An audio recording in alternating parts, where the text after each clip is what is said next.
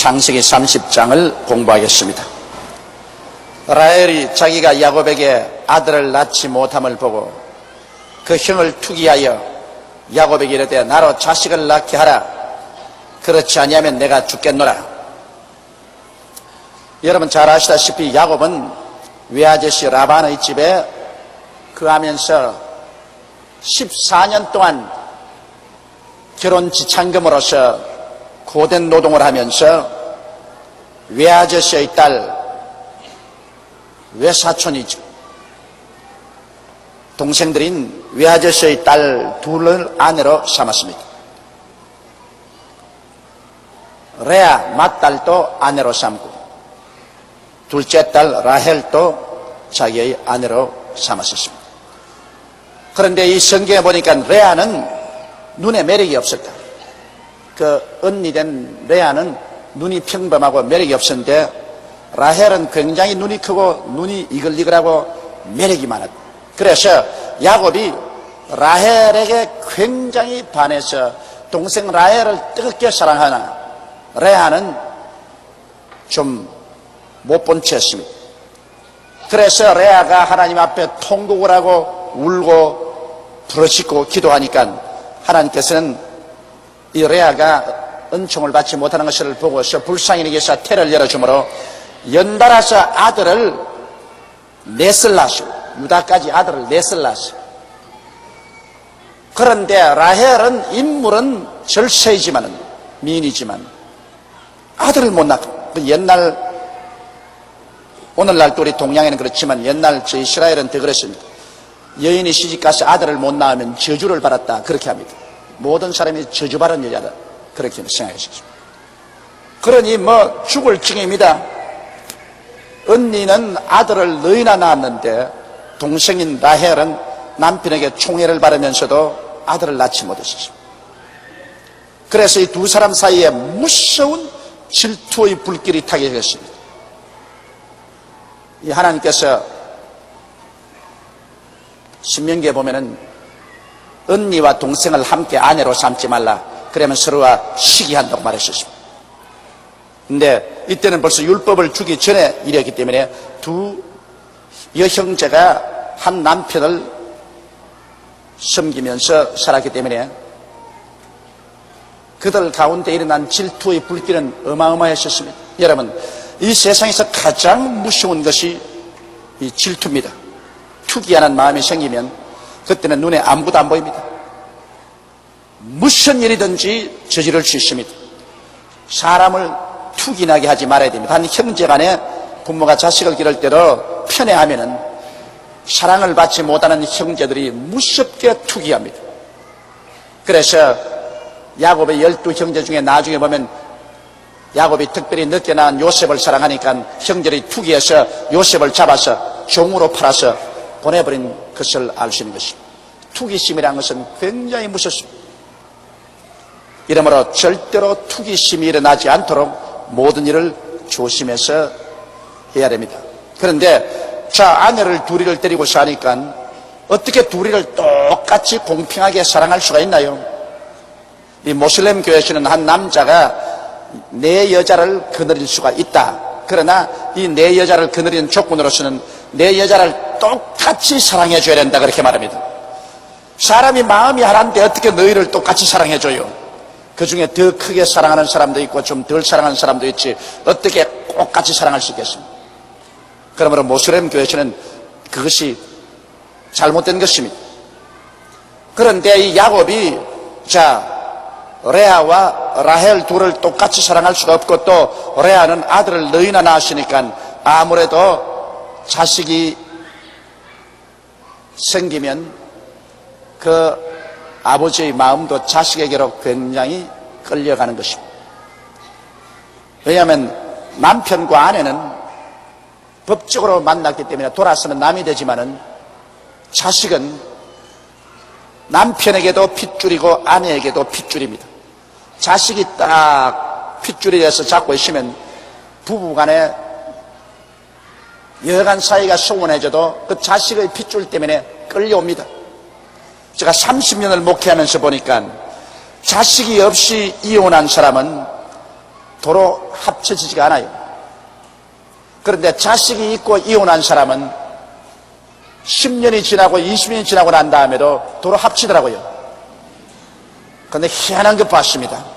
그러면 자식이 아버지에게 갔다가 어머니에게 갔다가 아버지에게 왔다가 어머니에게 왔다가, 그래 아버지는 너 어머니 가지 말아라 가만 안 둔다 그러거든. 어머니는 또 아버지가 가지 말아 해도 안 간다 하면서 왔다가 갔다가 왔다가 갔다가 해가지고, 그러니까 둘을 갖다 딱 묶어버립니다. 자식이 있으면은 별 도리 없이 자식이 사랑의 줄, 사람의 줄이 됩니다. 사랑의 줄, 사람의 줄로 묶이면 좀처럼 끊어지지 않습니다. 근데 자식이 없으면 사람이 부부간이라는 것은 서로 법적으로 만났기 때문에 어떻게 마음이 식어지면 그건 법적으로 돌아서면 남이 되어버리고 마는 것입니다. 이래서 레아는 인물이 못났지만은 아들을 너희나 낳아줬으니까 그 아들에게 끌려가지고서 아버지가 점점 이제는 레아에게로 기울어집니다. 라헬은 아주 눈이 이글이글하고 아주 인물이 좋고 매력이 있었지만은, 그러나 실제 결혼해서 살아보면 매력 있는 것은 얼마 안 가서 큰 효과 없어요. 연애할 때 효과가 있지. 처음 결혼할 때 굉장히 효과가 있지. 실제로 살면은 누가 제일 매력이 있느냐? 음식을 잘 만드는 사람이 제일 매력이 있습니다. 나는 그거 정말 옛날 우리 아버님이 제게 그런 말씀을 하세요. 저희 아버님께서 남자의 사랑은 위장에서 나온다. 내가 그때 굉장히 우습게 생각했습니다. 아버님이 농담을 하시는 것이지 남자의 사랑이 어떻게 위장에서 나오나. 아버님이 여러 번 그런 말씀을 하셔요. 그 아내가 음식을 잘해가지고서 밥상에 맛있는 음식이 올라와야지, 그래야 애정이 넘친다 그래서 아버지는 애정이 뭔지 몰라서 저러시는가 보다. 애정이란 참 마음에서 나오는 것이지 무슨 위장에서 애정이 나오나. 그런데 내가 지금까지 살아보니까 그 말이, 아버님 말이 맞았어. 음식을 맛있게 하면은 사랑이 그리 가요. 그러나 음식이 솜씨가 없으면 제 아무리 라헬 같이 눈이 이글이글해도 소용이 없어요. 음식이 맛있어야지. 아침 먹고 점심 먹고 저녁 먹는데 음식을 잘 만들면 이물보다도 음식 잘 만드는 것이 훨씬 낫다고요. 오래 같이 사는 데는. 그저 간단히 처음 연애하는 데는 인물이 좋지만은, 그러나 오래 사는 데는 마음 좋고 음식 솜씨 좋고 그리고 아들 쑥쑥 잘 놓으면 그건 뭐 별 도리 없습니다. 그리 끌려갑니다. 그래서 경쟁에서 이제 레아가 이기기 시작합니다. 레아는 인물은 못났지만은 마음도 좋고 음식 솜씨도 좋고 아들도 너희를 낳으시니, 그만 야곱이 자꾸 이제는 레아 집을 찾아갑니다. 그러니까 라헬이 아예 그냥 질투가 나서 견디지 못해요. 라헬이 자기가 야곱에게서 아들을 낳지 못함을 보고 그 형을 투겠습니다. 이제는 형을 보니 아들 너희가 엄마하고 돌아다니고 아들이 와서 그냥 아버지를 내리 끌고 엄마에게로 끌고 가고 하니까 이게 막 못 견디겠거든. 그래서 야곱에게 이르되 나로 자식을 낳게 하라. 그렇지 않으면 내가 죽겠노라. 이 문자로 써서 그렇지 실제로야 어떻게 했습니까? 와가지고서 아마 라헬이 남편의 가슴팍 옷을 잡고서 흔들면서 너에게 아들 낳게 해라. 안 그러면 나 죽어버릴래. 죽어버려. 나 이런 모욕을 당하고 이런 멸시를 당하고 나 못 살 테니까 나 못 살아. 나 못 살아. 그러므로 내가 아들 낳게 해달라. 그렇게 했습니다. 야곱이 라헬에게 노를 바라여 가로되 그대로 잉태치 못하게 하시는 이는 하나님이시니 내가 하나님을 대신하겠느냐. 그 말도 맞았어. 애기 못 낳는 것 야곱이 어떻게 마음대로 아들 낳게 해요. 자식은 야훼의 선물이라고 했는데, 자식은 하나님이 선물로 주시는 것인데 하나님이 선물로 안 주시는 것 어떻게 야곱이 낳게 해요. 그러므로 야곱이 대단히 라헬을 괘씸하게 여겼습니다. 하나님 못 낳게 하는데 어떻게 내가 너를 낳겠냐. 내가 되면 너를 멸시해서 아기를 못 낳게 하느냐. 그런 것입니다. 그러니까 이제 보십시오. 시기와 질투라는 것은 인간의 상상할 수 없는 일을 저지릅니다. 이제 라헬이 정 시기와 질투가 마음에 불타니까 자기는 억지 수단이라도 자식을 가져야 되겠다. 그래서 비합법적인 억지 수단을 쓰기 시작하는 것입니다. 라헬이 가로되 나의 여종 빌라에게로 들어가라. 자기가 시집 올 때 아버지가 준 여종이 있었는데 그 나의 여종 빌라에게로 들어가라. 그가 아들을 낳아 내 무릎에 두르면 그러면 나도 그를 인하여 자식을 얻겠노라. 이 얼마나 고집을 부렸겠습니까? 나는 자식이 없으니 내 종 빌라에게로 들어가서 내게 자식 낳아달라. 난 직접 내가 자식을 못 낳으면 내 종을 통해서라도 내 자식을 얻어서 내 무릎에 얹겠으니까 자식을 낳아달라. 그런데 부전자진이란 말이 있습니다. 여러분, 이 절대 가정적인 전통은 무시하지 못해요. 가문이라는 것은 반드시 봐야 하는 것은 누가 자기 종을 또 남편에게 두어서 자식을 낳게 했습니까? 야곱의 혈통에 할아버지거든. 할아버지 아브라함이 아들을 못 낳았을 때 그 할머니 사라가 그 여종 하갈을 할아버지에게 주어서 이스마엘을 낳게 했거든. 그걸 이 손주가 잘 알고 있단 말이야. 그러니 그 할아버지의 그 손자라.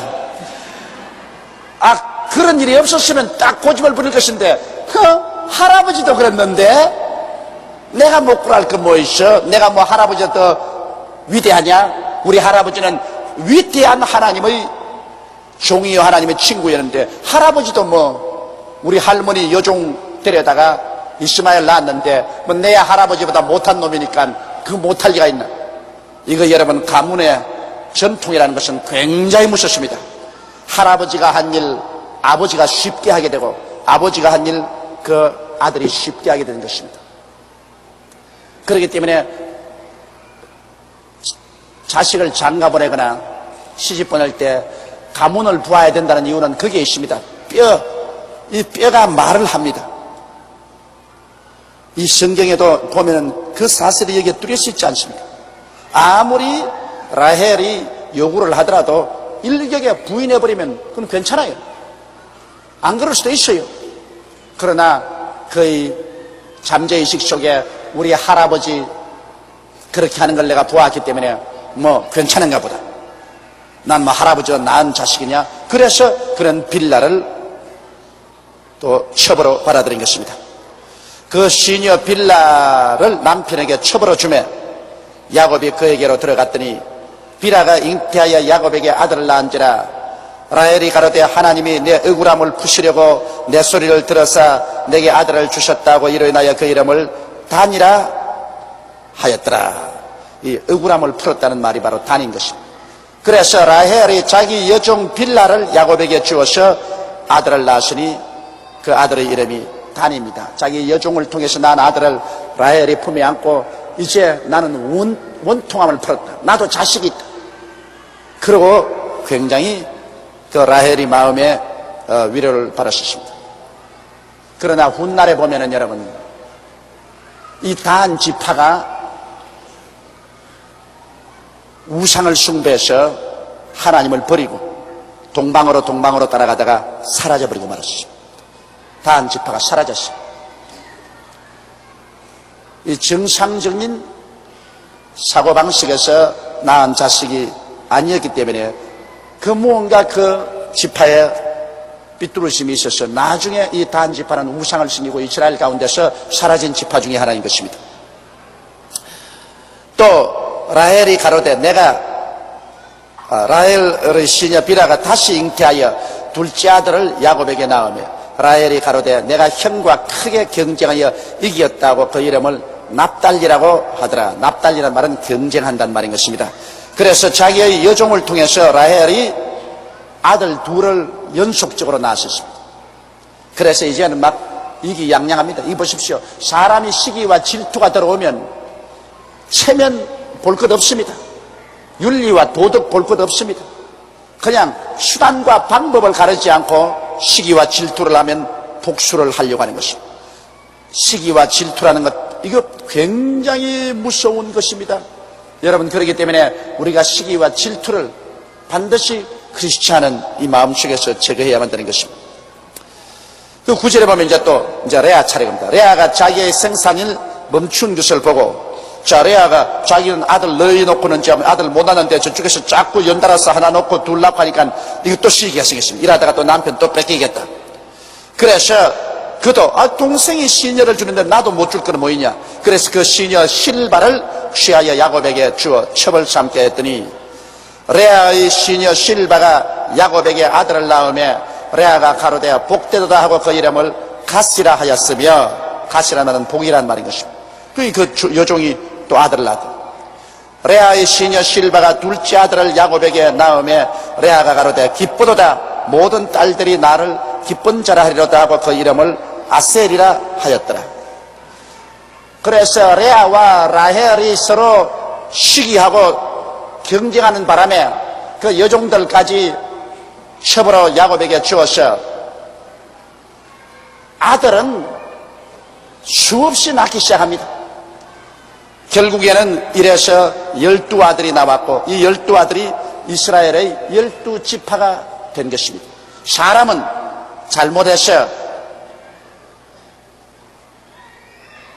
이런 결과를 냈지만 그러나 하나님은 인간의 잘못을 오히려 합동해서 선을 이루도록 만드시는 것입니다. 이것이 하나님의 그 넓고 크신 마음인 것입니다. 하나님을 사랑하는 자 곧 그 뜻대로 부르심을 입은 자들에게는 모든 것이 합동하여 선을 이룬다고 결국 인간의 잘못이 하나님의 손길로 말미암아 선하게 만들어요. 야곱이 두 아내와 두 첩을 통해서 12아들을 낳았는데 이것은 어느 면으로 보나 그 레아와 라헬의 시기와 질투 때문에 이루어진 한 연극인데, 그러나 하나님은 오히려 그것을 변화시켜서 12아들을 통해서 이스라엘이라는 하나님을 경외하는 선민을 만드는 기초석을 삼은 것입니다. 12지파가 바로 이 12아들에게서 나온 것입니다. 14절에 보면 맥추 때 루벤 즉 레아의 맏아들입니다. 맥추 때 보리 빌 때 루벤이 나가서 들에서 합 한 채를 얻어 어미 레아에게 드렸더니 라헬이 레아에게 이르되 형의 아들의 합 한 채를 청구하느라. 이 합 한 채라는 것은 우리 한국에서는 어떤 것인지 모르겠어요. 그러나 이스라엘에서는 이 무슨 그 미신이 있느냐면 합 한 채를 먹으면 아들을 낳는다는 미신이 있습니다. 그래서 들에 가서 아들 못 낳는 사람은 합 한 채, 꼭 도마도 비슷한 열매인데 그 합 한 채를 구해서 먹으면 아들을 낳는다. 근데 이 합 한 채가 좀처럼 귀하고 많지 않아요. 그런데 아이 보리 벨 때쯤 돼가지고서 루벤이 어디 갔든지 합 한 채 하나를 구해가지고서 집에 가져와서 자기 어머니 레아에게 주니까 라헬이 어린애기를 못 낳았지 않습니까? 그러니까 어찌한지 자기도 아기를 낳아보고 싶어서 언니에게 나가셔서 말했습니다. 레아에게 이르되 형의 아들 합 한 채를 내게 좀 다오. 그러니까 레아가 그에게 이르되 내가 내 남편을 빼앗은 것이 작은 일이냐? 그런데 내가 내 아들의 합 한 채가 빼앗고자 하느냐? 어림도 없는 소리 하지 마라. 너 인물 줬다고 해서 우리 남편 빼앗은 것도 내 마음에 상처가 깊은데, 그래 이 합 한 채조차도 네가 가져 먹겠다고 어림없는 소리 하지 마라. 안 준다. 라헬이 가로되 그러면 형의 아들의 합 한 채 대신에 오늘 밤에 내 남편이 형과 동침하리라 하니라. 남편하고 합 한 채하고 바꿨습니다. 남편이 요사이는 또 자기에게 아주 좋게 해서 자기와 함께 동거하고 있는데 그 합 한 채 주면은 오늘 우리 남편 너에게 언니에게 빌려주겠다. 그래서 합 한 채를 남편 하루씩 빌려주는 것을 조건으로 해서 자기가 얻어서 먹었습니다. 그럼 합 한 채가 정말 효과가 있는지 없는지 모르겠지만은 그때 그 전통으로서는 합 한 채를 먹으면 아들을 낳는다, 그런 말이 있었습니다. 16절에 저물 때 야곱이 들에서 돌아오며 레아가 나와서 그를 영접하며 이르되 내게로 들어오라. 내가 내 아들의 합 한 채로 당신을 샀노라. 그 밤에 야곱이 그와 동침하였더라. 야곱이 바쁘게 됐어. 레아에게 끌려갔다가 라헬에게 끌려갔다가 레아의 종에게 끌려갔다가 라헬의 종에게 끌려갔다가 얼마나 정신적으로 번잡하고 바쁘겠습니까? 그리고 아마 그 야곱의 몸에는 성한대가 없을 거예요. 꽃에 피어가지고서. 내 여자에게 꽃이 피었었으니 뭐 어디 성한대가 있겠습니까? 평안히 일생을 살 수 있는 야곱이 굉장한 아마 정신적인 시련을 겪었을 것입니다. 그래서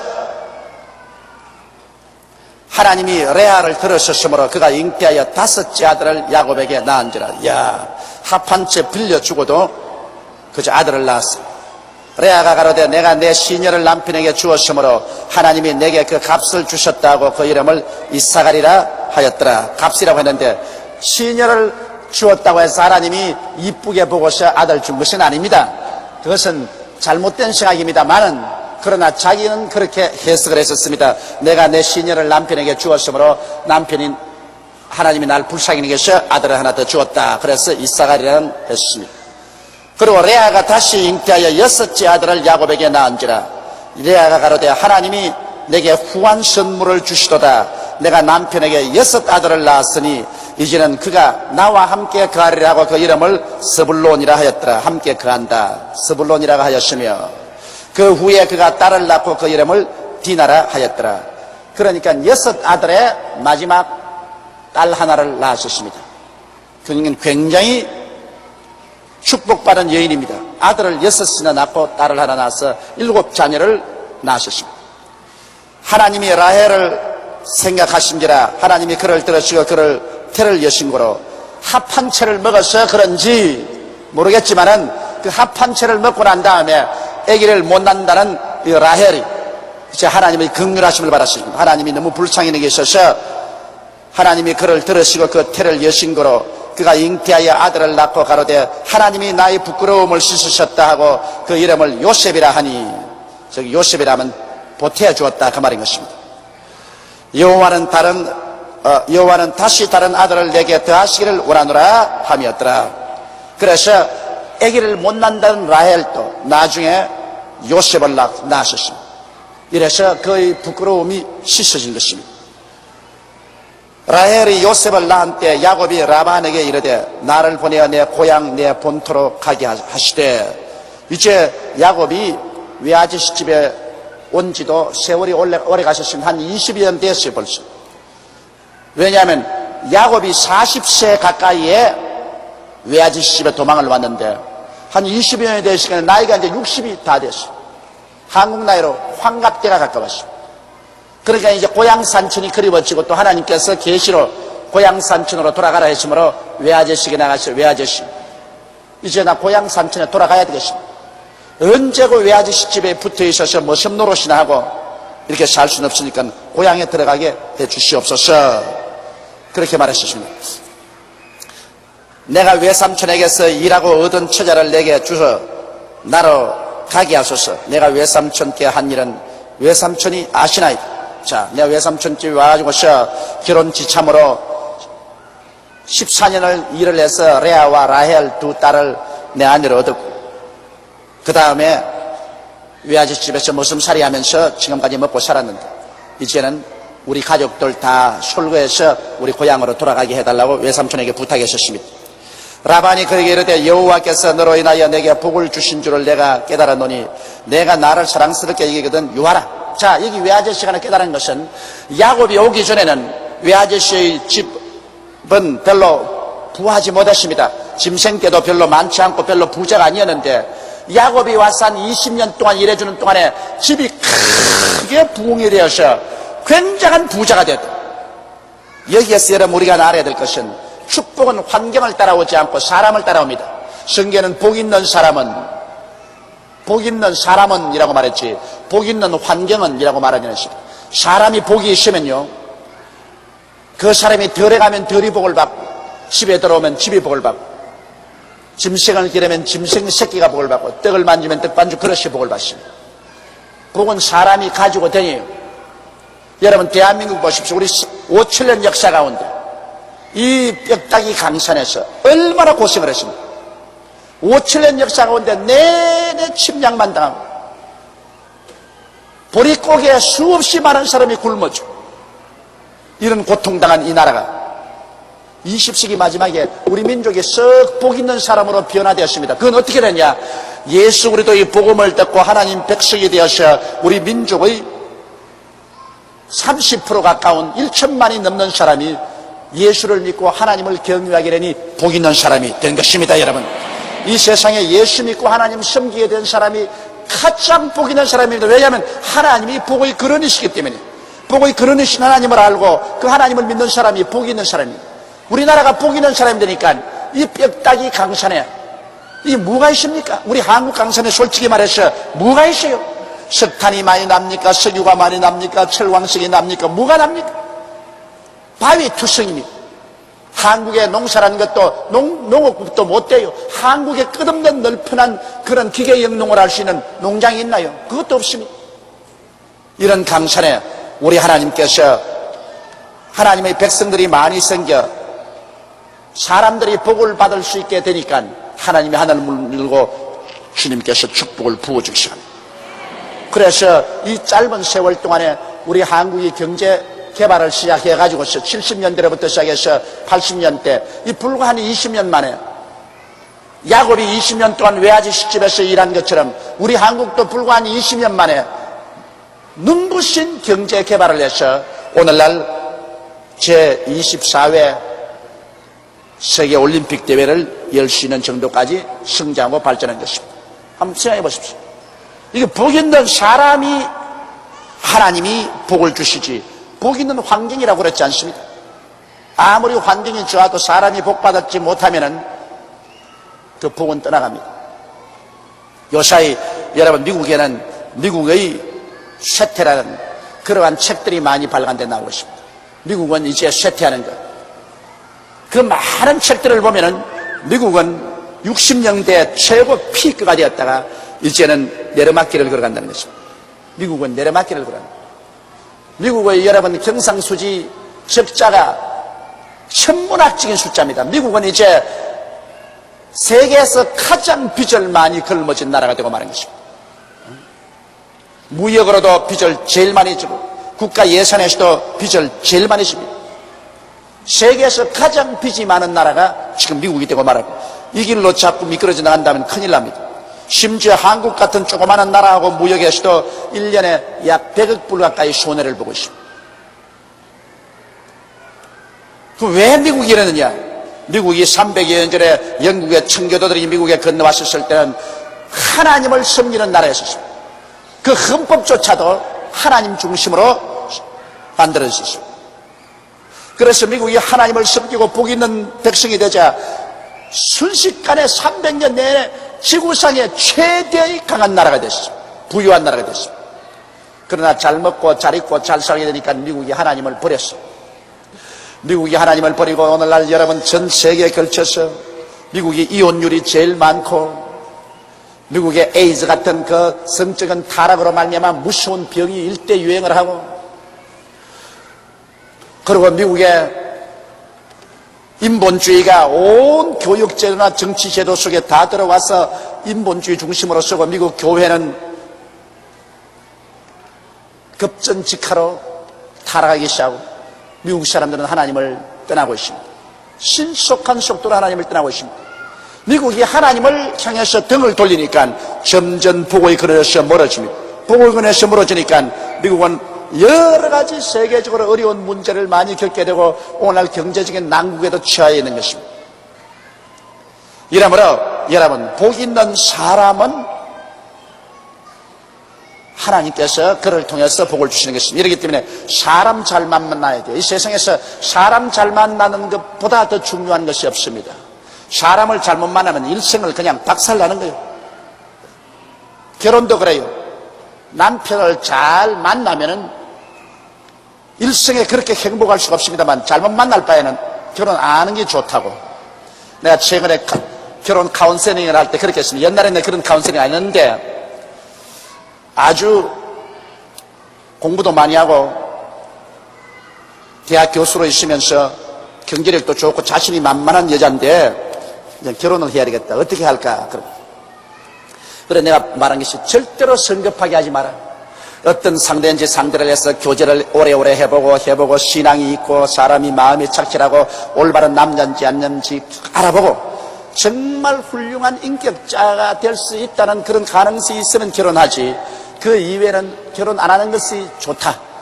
결혼해서 훌륭한 남편을 만나면 굉장히 행복하겠지만 결혼해서 잘못된 남자 만나면 천배 만배로 불행하다.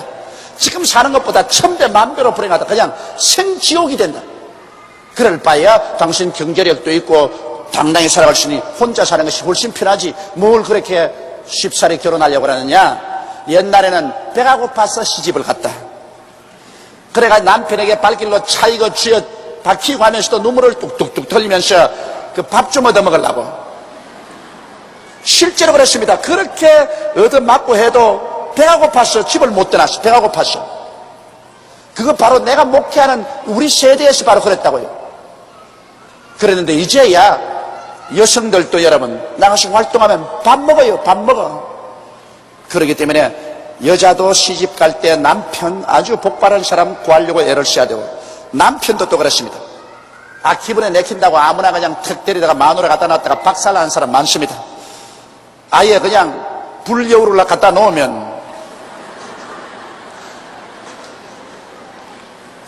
별 도리 없이 자기 인생이 박살이 난다고요. 아마 남편 못 만나서 고생하는 것보다도 부인 잘못 만나서 고생하는 것이 더 많을는지도 모릅니다. 이러기 때문에 남녀간에 사람을 잘 만나야 돼. 사람 잘 만나야 돼. 이 외아저씨 라반은 그것을 알았다.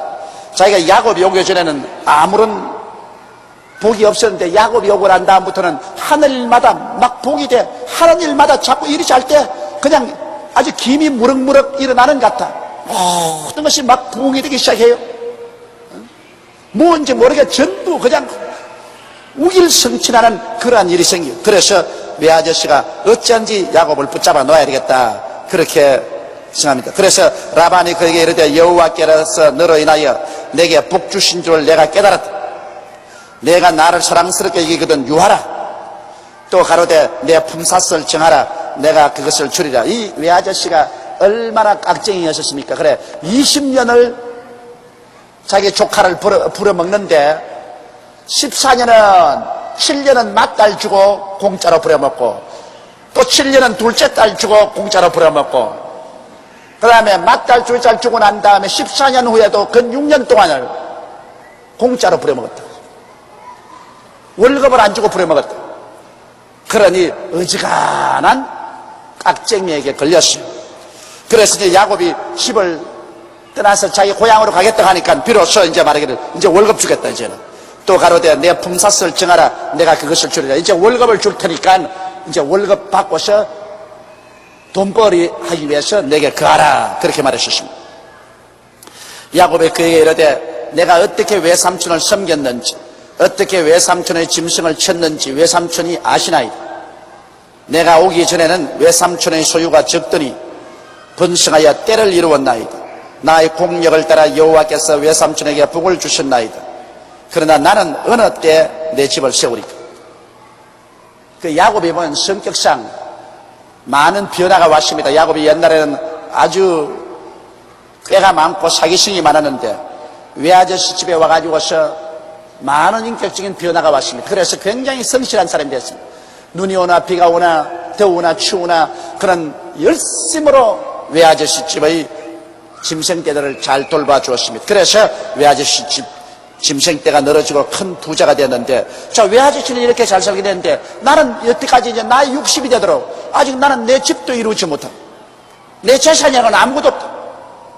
나는 언제 내 재산 한 미천 해가지고서 고향으로 돌아가리까. 라반이 가로되 내게 무엇으로 내게 주랴.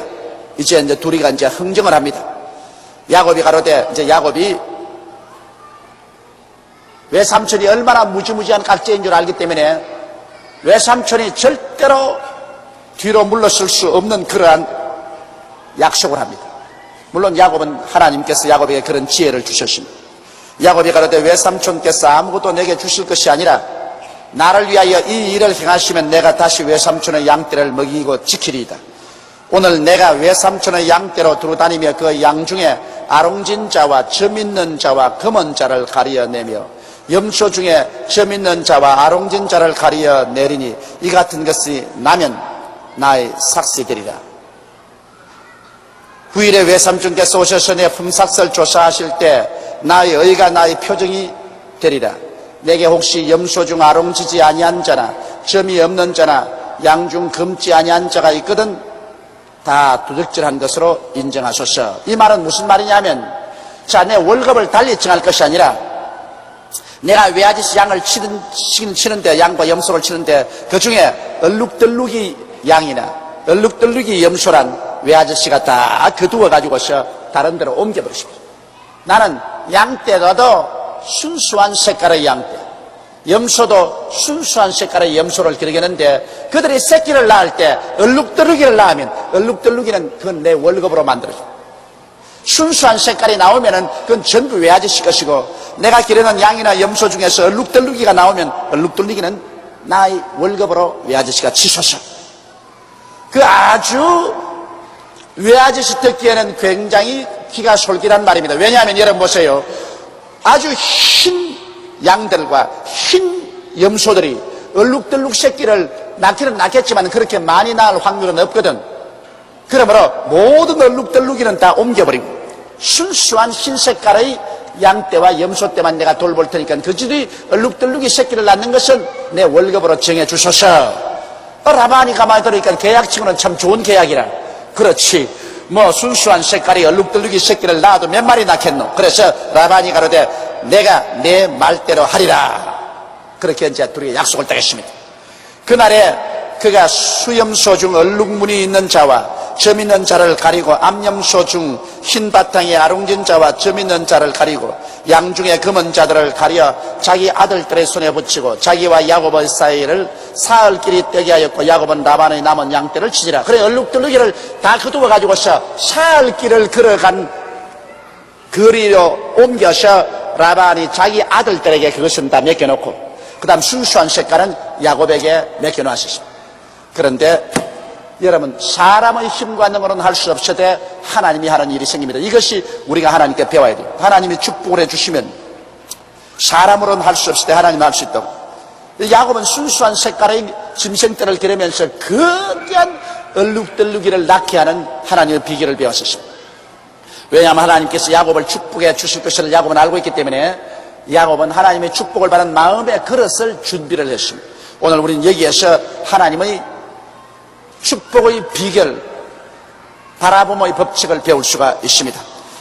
야곱이 이제 외아저씨가 떠나고 난 다음에 버드나무와 살구나무와 심풍나무의 푸른 가지를 취하여 그것들의 껍질을 벗겨 흰 무늬를 내고 그 껍질 벗긴 가지를 양떼가 와서 먹는 개천의 물구유에 세워 양떼에게 향하게 하며 그 떼가 물을 먹으러 올 때 새끼를 베니 가지 앞에서 새끼를 베므로 얼룩한 것과 점이 있고 아롱진 것을 낳은지라. 자, 이제 야곱이 이제 얼룩이를 낳게 하는데 어떻게 하느냐? 그 양떼나 염소떼들이 풀을 먹고 난 다음에 오후에 쫙 물을 먹으러 오는데 개천가에 물구유를 갖다 놓고 물을 퍼가지고서 후에 가놓으면 거기서 물을 마시고 한가하니까 거기서 새끼를 뵙니다. 새끼를 가지는데 그 물구유 앞에 야곱은 버드나무와 살구나무와 심풍나무의 푸른 가지를 취해서 거기 껍질을 얼룩덜룩하게 벗겨가지고서 이걸 물구유 앞에 쫙 세워놓고 난 다음 그 앞에서 물을 마시고 새끼를 빼게 하니까 아니 너무 양이나 염소가 그저 새끼 가져서 낳았다면 얼룩덜룩 여러분, 이 하나님의 법칙을 모르면 이게 기막힌 말입니다. 법칙을 모르면 세상에 미신도 유푼수가 있지 무슨 성경에 이런 미신이 있느냐, 무슨 양과 염소가 새끼 가지는데 눈앞에 얼룩덜룩이 나무가지 갖다 놨다 해서 그거 보고 야 우리 얼룩덜룩이 낳자. 그래 얼룩덜룩 그렇게 낳는 법이 어디 있냐. 그 미신 아니야. 그런데 여러분, 이것은 미신이 아니라 바로 그 나무 가지를 깎아서 얼룩덜룩 해가지고서 갖다 놓는 것은 실제 야곱은 자기 생각으로 염소떼와 양떼들이 그걸 보고 얼룩덜룩이를 나는 줄 알았는데 야곱은 하나님이 그렇게 하라고 하신 것은 염소떼나 양떼가 그거 보라고 한 것이 아니라 야곱 보라고 그렇게 한 것입니다. 야곱의 마음속에 바라봄의 법칙을 사용하도록 만들어주신 것입니다. 사람이라는 것은 희한합니다. 사람의 마음의 그릇은 자기가 바라보는 곳에 마음이 끌려가고 바라보는 것이 마음에 끌려옵니다. 그래서 그 마음을 점령하게 되면 그를 따라서 믿게 되는 것입니다. 여러분, 아담과 하와가 선악과를 따먹는 것도 어떻게 했습니까? 마귀가 바라봄의 법칙을 설계했습니다. 매일같이 선악과 나무 밑에 와서 선악과 나무 열매를 쳐다보고 있었습니다. 그래서 성경은 말하기를 하와가 그 선악과 나무를 보니 먹음직하고 보암직하고 지혜를 없게 탐스럽게 보였었습니다. 선악과 나무를 쳐다보고 있었습니다. 그래서 하루 쳐다보고 이틀 쳐다보고 사흘 쳐다보니까 그만 그가 그리로 끌려가고 그가 그에게 끌려와서 손을 내서 먹어버리고 마는 것입니다. 이 사람은 환경에 굉장한 지배를 받습니다. 맹자 삼천지도라는 것도 여러분 아시죠? 맹모 삼천지도. 자기의 맹자를 교육하기 위해서 이사를 세워냈다. 사람이 무엇을 끊임없이 바라보느냐, 그 바라보는 것이 그 생각을 점령하게 되고, 그 생각을 점령하게 되면 그 생각이 바로 운명을 변화시키는 그릇이 되는 것입니다. 하나님이 온갖 구하는 것이나 생각하는 것에 넘치도록 능력하겠다고 말한 것입니다. 그러므로 생각을 변화시킨다는 것은 굉장히 중요합니다. 여러분, 우리의 생각이 늘 나는 못한다, 나는 안 된다, 나는 할 수 없다, 나는 망한다는 부정적인 생각으로 꽉 들어차고 부정적인 환경에 꽉 들어차 있습니다. 부정적인 것을 보고 부정적인 것을 듣고 부정적인 가운데 있으면 그 마음의 생각이 부정적인 것으로 꽉 들어차면 그 생활 전체는 그저 마귀가 와서 마음대로 도역질하고 죽이고 멸망시키는 부정적인 일을 할 수 있는 그릇이 됩니다. 그런 부정적인 생각이 꽉 들어차면 하나님이 사용할 수가 없어요. 여러분 보세요.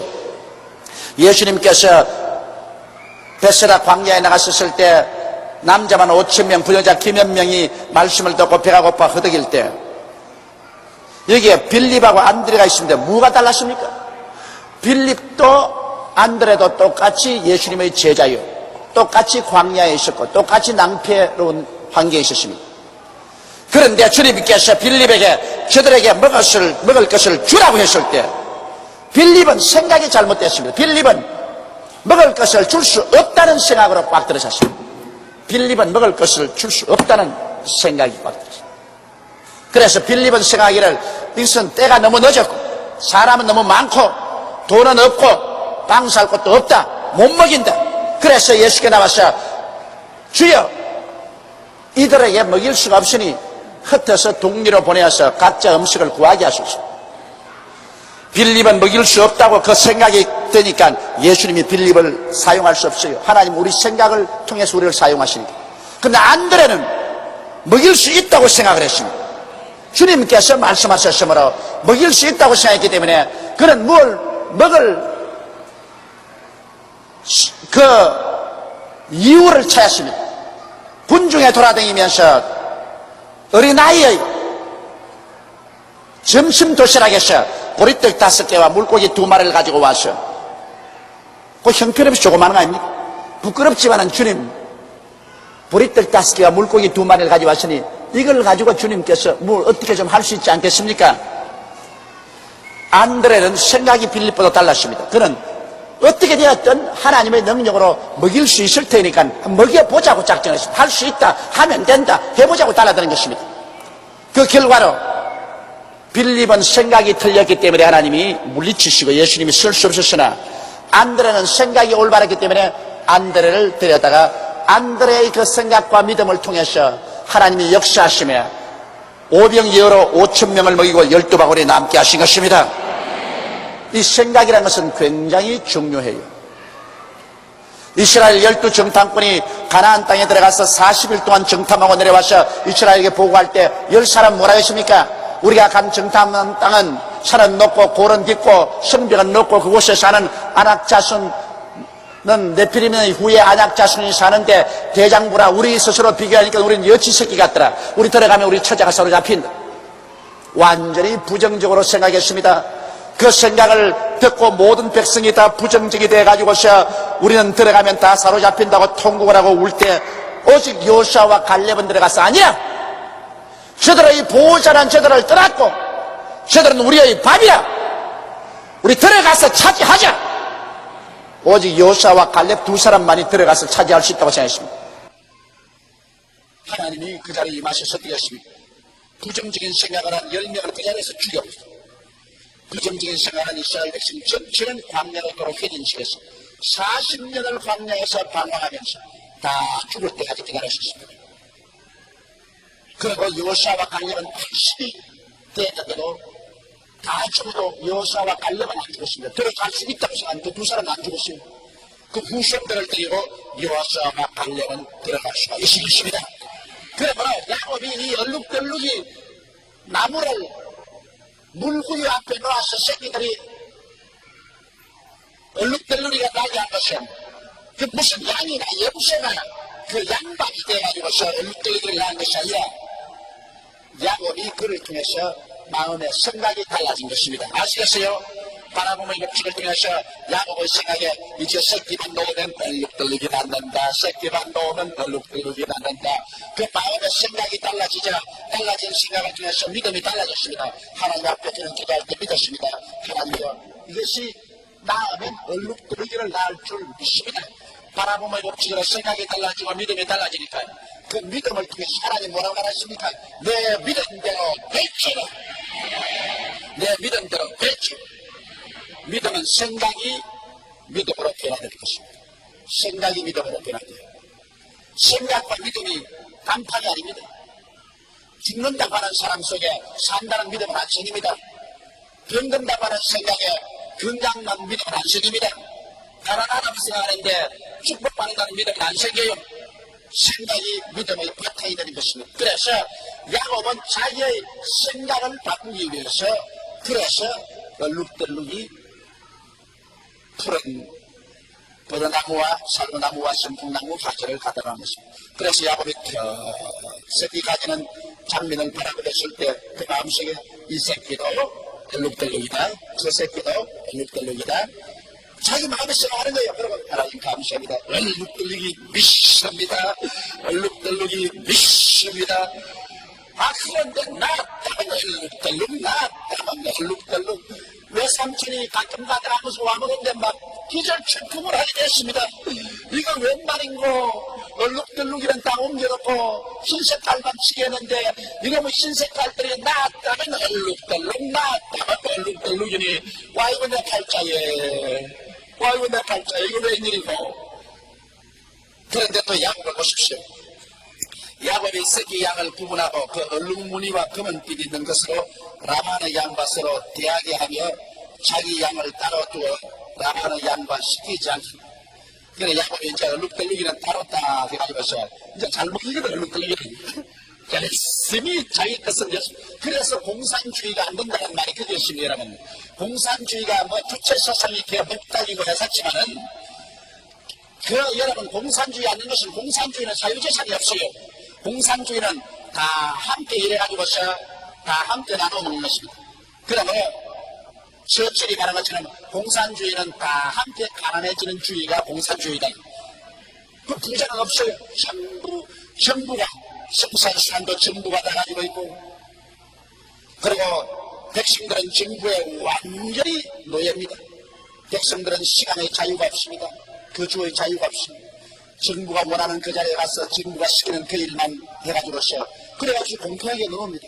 여러분 듣기에는 공산주의가 굉장히 좋은 것 같지만 오늘날 수령도 공산주의를 떠나고 지금 중공도 공산주의를 떠난 것입니다. 왜?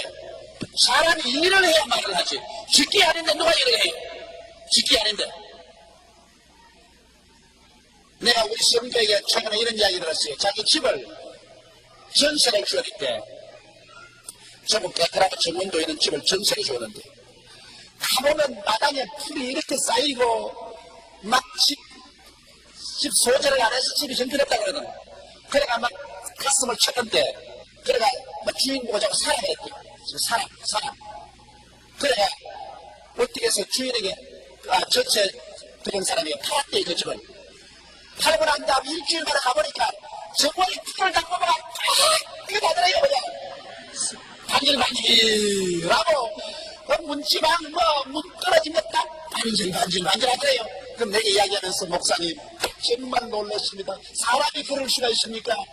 우리 집 전세집을 했을 때는 온 집안에 잡초가 무성하고 막 집을 밤에 궁창으로 만들어 놓았더니 내 한숨 사라고 해서 계약을 해서 사겠다 일주일 만에 마지막 잔금하고 이런 것까지 계약하기 위해서 가니까 새집이 되어 있잖아요. 새집이 풀 다 풀어놓고. 그래 사람이라는 것은 자기 스스로 사유재산을 가지고 실시가 일을 하지 자기도 안 되는데 누가 일을 해요? 우리 한국 사람들도 이런 노동자 쓸 때 만등팔이로 쓰면은 이건 뭐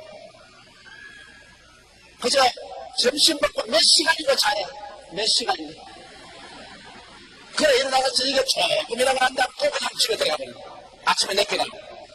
그러나 일본말로 도리로 주면은 도리로 이거 한꺼번에 이게 얼마나 갖다 깨주면은 죽을 같은 난데요. 죽을 까봐. 만분에 불을 켜고 새벽 같은 나와가지고서 점심도 먹는데 만나 저녁까지 그냥 소리가 부러지도록 일을 하는 거라 그냥. 왜? 빨리 해놔야 돈을 더 많이 벌겠다. 그러므로 여러분 공산주의라는 것은 인간의 근본적인 욕구를 모르는 것입니다. 공산주의 사회라는 것은 너무너무 못 살아서 너무너무 가난해서 막 입한적한 사파를 때려 나가 먹자. 그건 공산주의가 돼요.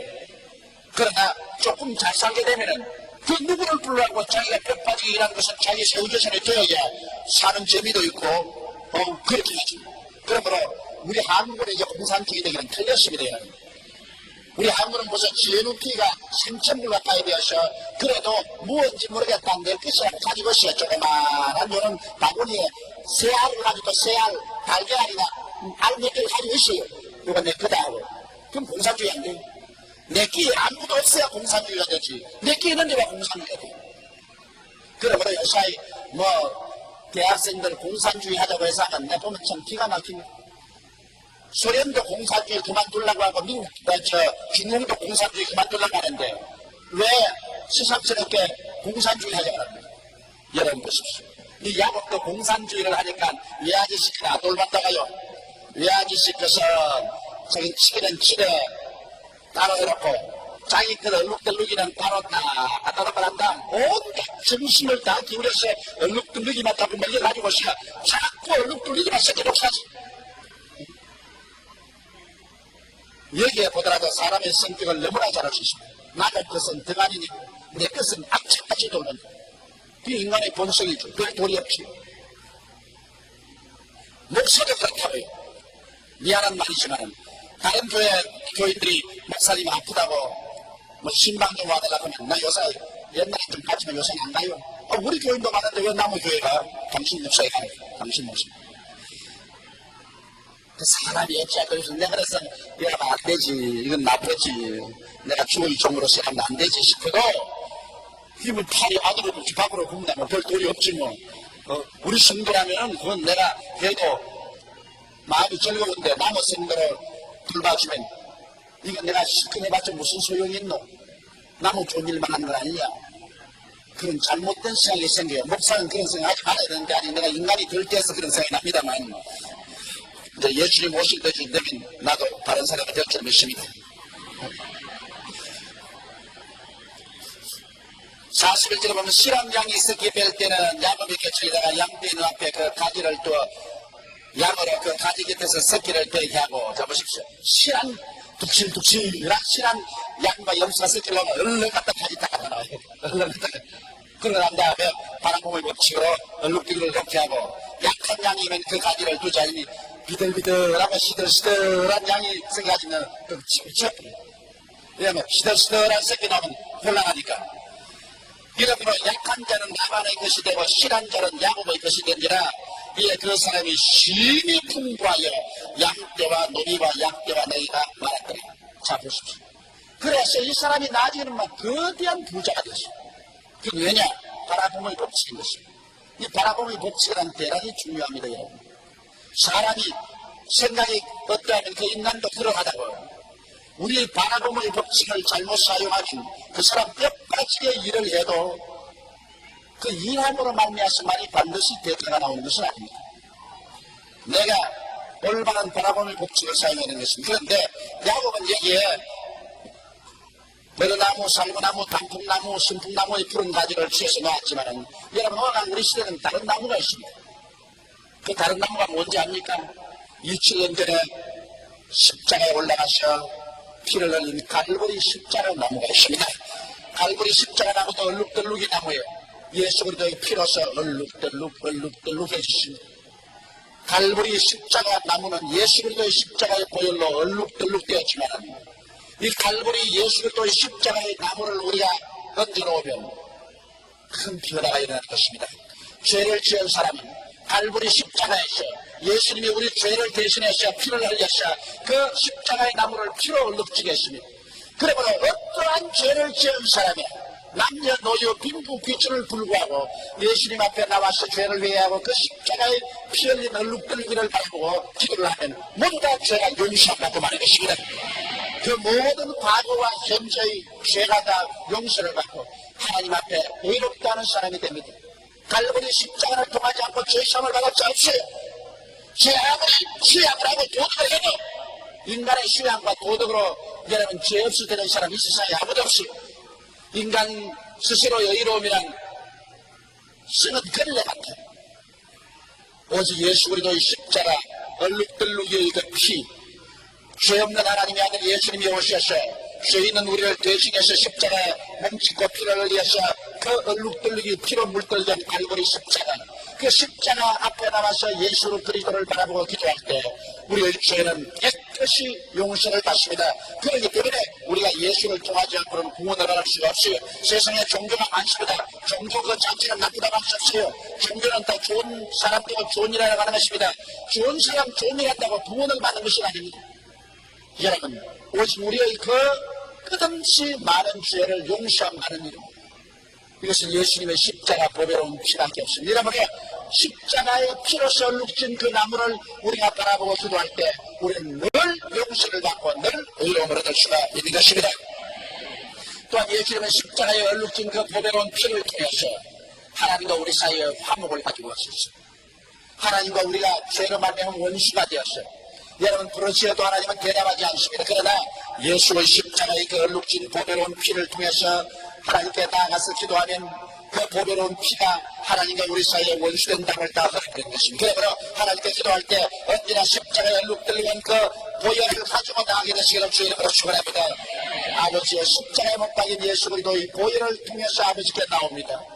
기도할 때 그 얼룩들룩이가 모든 원수된 것을 제껴버리고 하나님과 화목하게 하고 그 증거로서 하나님의 성령으로 우리에게 충만하게 채워주시는 것입니다. 화목의 증거는 하나님의 성령인 것입니다. 하나님의 성령이 내 속에 충만해지는 것입니다.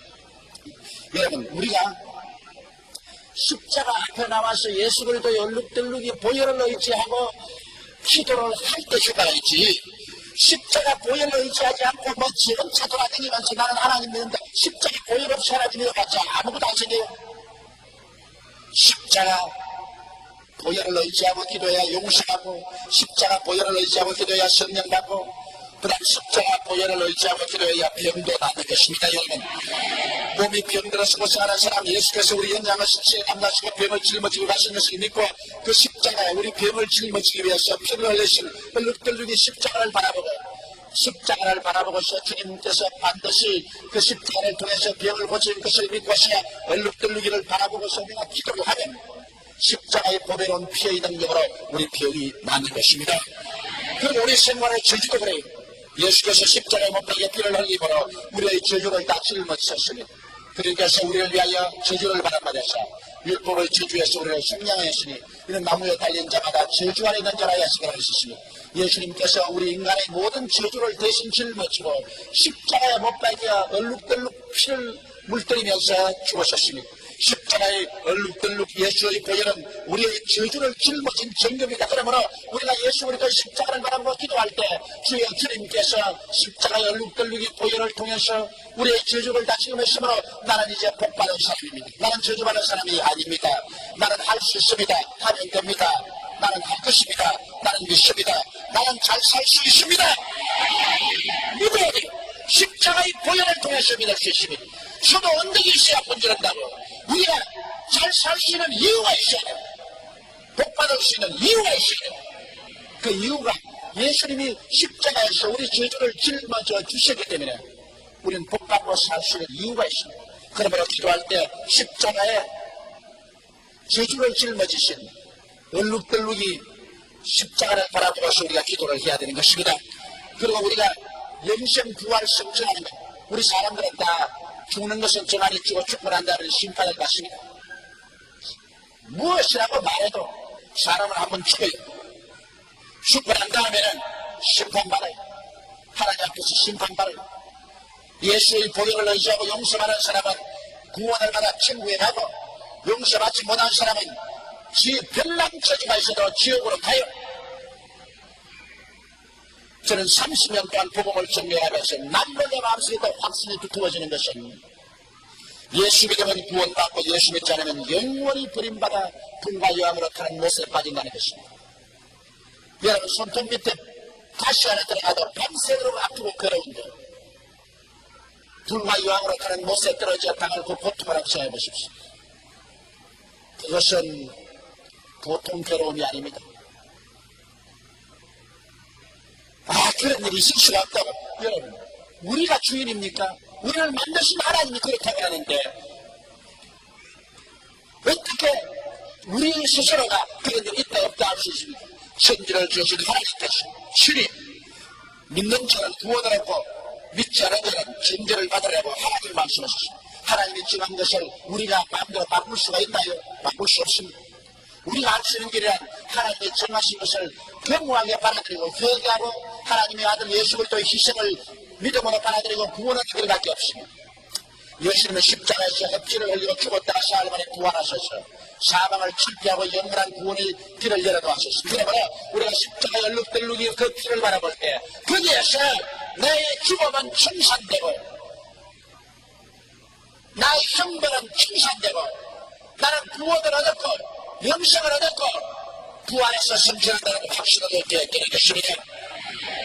야곱이 외아지 시집에서 그가 나무의 얼룩덜룩이를 새끼를 베는 숲의 남편 앞에 놓아주므로 그 새끼가 얼룩덜룩이를 낳을 것이라고 믿은 것처럼 바라봄의 법칙으로 그를 그대로 된 것처럼 여러분과 나도 오늘 예수 그리스도의 십자가 그 피로 말미암아 얼룩덜룩 무늬가 생긴 그 십자가를 바라보므로 그 십자가를 통해서 기도하므로 죄사함을 받고 성령 받고 견고침을 받고 축복을 받고 영생복을 얻을 수가 있겠습니다. 그러므로 여러분 십자가를 바라보십시오. 매일같이 아침 점심 저녁할 것 없이 십자가를 바라보고 하나님 앞에 기도하십시오. 십자가를 통해서 비로소 여러분 영혼이 잘된 것이 범사에 잘되게 판단하고 생명을 얻게 넘치게 얻는 하나님의 역사가 일어나게 되는 것입니다. 그리스도의 십자가 중심으로 사는 그 사람이 참으로 인생을 살면서 행복하게 살고 어디서 와서 왜 삶이 어디로 가는 것을 알고 이 세상 살 동안에도 하나님과 함께 살고 이 세상에 떠날 때 하나님 계신 영원한 천국으로 들어가게 되는 것입니다. 이와 같이 십자가 중심으로 하나님을 깨달으면 그 사람이 이제 확신이 있습니다. 인생에 동남풍이 불고 서북풍이 불어도 가시밭길 걸어가도 철까지 누워도 두렵지 않습니다. 하나님이 나와 같이 계시는데 내가 겁날 게 뭐냐? 그렇지 않습니까? 성경은 하나님이 우리를 위하시면 누가 우리를 대주사리요. 천지를 주시고 하나님이 내 편에 서 있고 나와 같이 계시고 내가 하나님과 같이 있는데 세상이 나를 어떻게 합니까? 세상이 나를 면하지 못합니다. 내가 하나님께 버림을 받으면 그때야 절망이지. 내가 하나님을 버리면 그때야 절망이지. 하나님과 같이 하시는데 여러분 우리가 절망할 수가 없습니다. 하나님과 같이 한 사람은 매일매일 운명의 파도를 헤치고 다가오는 장애물을 뛰어넘고 고난을 헤치면서 예수 이름으로 기도하고 이겨나가는 것입니다. 너희 안에 계신 이는 이 세상에 있는 일보다 크다고 말했었습니다. 여러분 속에 계신 하나님은 세상에 있는 그 무엇보다도 큽니다. 하나님을 믿음으로 밀고 나가면 못할 일이 없습니다. 할 수 있거든요. 무슨 말이냐? 믿는 자에게는 능력을 하시며 없나니라. 내 믿은 대로 될지어다. 할렐루야. 여러분 야곱 보십시오. 똑같은 야곱인데 하나님의 법칙을 사용하기 전에 그는 외아지 집에서 20년 머슴살이 하면서 아무것도 가진 것 없는 거지였습니다. 그러나 그가 하나님의 법칙을 깨닫고 그 바라봄의 법칙을 사용하자. 똑같은 야곱인데 법칙을 사용하자. 그는 한때, 두때, 세때 바다의 모래 같은 많은 양떼를 그린 짐승떼를 그린 거대한 부자로 변화되었어요. 이게 양양의 고향 땅으로 돌아갈 수가 있었습니다. 다 같이 예수 믿고 천당 가는 사람인데, 그러나 믿음의 법칙을 사용하면 이 땅에 사는 동안에 영혼이 잘때마치 범사에도 잘되고 강건해서 하나님의 은총을 받아 좋은 일 많이 하고 그리고 천당 갈 수 있는 것입니다.